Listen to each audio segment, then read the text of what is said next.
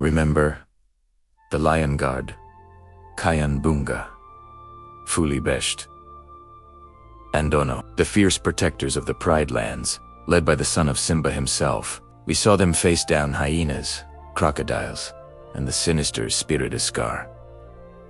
They were unstoppable, a symbol of hope and strength. But what if one day, the roar of the elders fell silent? What if the Pride Lands suddenly lost its mightiest defenders? This isn't a story you saw on the show. This is the story of the Lion Guard's final, chilling silence. It began like any other day in the Pride Lands. The sun rose, casting a golden glow over the savannah. The animals started their day, secure in the knowledge that the guard was watching over them. Kion led his team on their usual patrol, their laughter and banter echoing across the plains. They were young, powerful, and confident, having overcome every threat that had come their way. But something was different that morning. An unnatural stillness was creeping in at the edges of the kingdom, a cold dread that even the bravest animals could feel in their bones. The first sign of trouble came from the outlands. A frantic mongoose, breathless and terrified, scurried to the guard, babbling about a shadow that consumed everything.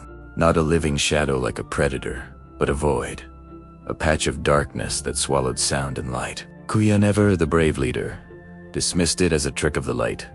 But Ono, from his high vantage point, saw it too. A creeping blackness that seemed to be spreading, turning the vibrant outlands into a colorless, silent wasteland.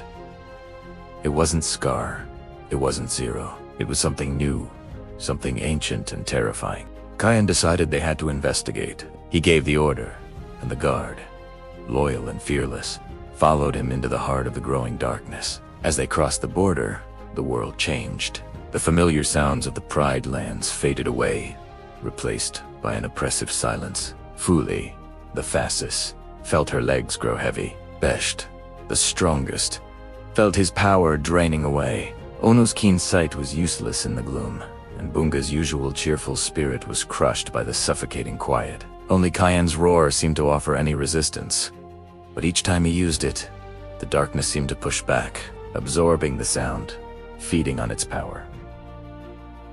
They pushed deeper, determined to find the source. What they found was not a villain they could fight. It was a presence, an entity of pure silence and nothingness that had slumbered beneath the lands for eon, awakened by the constant struggle between the Pride Lands and the Outlands.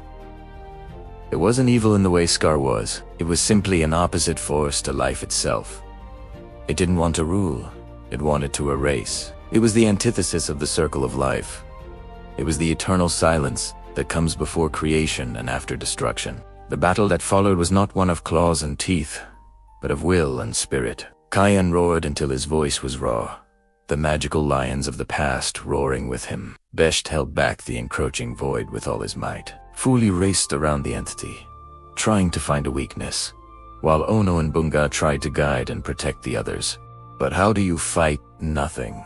How do you defeat an enemy that has no body, no mind, only an endless, silent hunger? One by one, their strengths failed them. The entity wasn't destroying them, it was unmaking them, draining their very essence, their spirit, their place in the circle of life. Bunga, the bravest, was the first to fall. His unwavering courage was simply gone. He stopped, his eyes vacant, and was absorbed into the silence without a sound. Besht, the strongest, crumbled, his mighty form turning to dust and scattering into the void. Fuli, the fastest, ran until her speed was meaningless, slowing to a halt and fading like a mirage. Ono, the keenest of sight, closed his eyes as the world went permanently dark for him, his form dissolving into the creeping shadow. Finally, only Kion was left, standing alone against the silent abyss. He was the son of a king, the leader of the Lion Guard, the bearer of the roar. He gathered every ounce of strength, every memory of his family, his friends, and the kingdom he loved.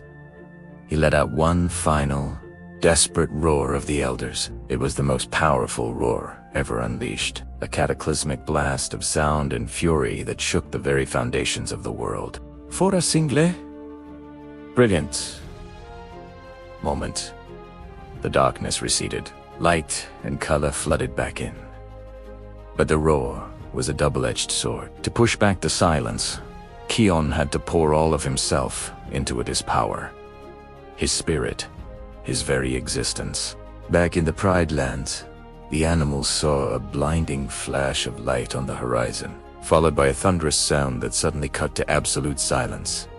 And then, nothing, the creeping dread at the edge of the kingdom vanished. The sun felt warm again. The world was safe, but the Lion Guard did not return. Simba, Nala, Kiara, and all the animals waited at the edge of Pride Rock. Days turned into weeks. Scouts were sent out, but they found no trace. It was as if Kion Bunga, Fuli Besht, and Ono had never existed. The Pride Lands were saved, but the cost was unimaginable. A permanent quiet fell over the kingdom, a hole that could never be filled. There were no more cheerful shouts of Zukazema or the mighty heavy Kabisa. The familiar sight of the 5 friends racing across the savannah was now just a memory, a story told to cubs in hushed tones. King Simba and Queen Nala mourned their son, and the Pride Lands mourned its protectors. The circle of life continued, but it was forever scarred by the silence they left behind. In their final moments, the Lion Guard fulfilled their duty. They protected the circle of life, but the sacrifice was absolute. They didn't just die, they were erased from the world to stop the encroaching nothingness. The story of the Lion Guard became a legend, a cautionary tale about a silent, unseen threat and the heroes who gave everything to stop it. They became the final silence that saved everyone, a silent roar that would echo in the heart of the Pride Lands forever, a constant reminder of the day the kingdom almost stopped breathing. And so, the Pride Lands lived on, forever grateful, and forever in mourning for the young heroes who vanished into the quiet, ensuring that everyone else could live on in the sun. It's a somber thought, isn't it? That the greatest victory could come at the cost of complete and total sacrifice. It makes you appreciate their on-screen adventures even more. Thank you for watching. If you enjoy exploring the deeper, darker what-ifs of your favorite shows, make sure to like, subscribe, and hit that notification bell for more. Until next time.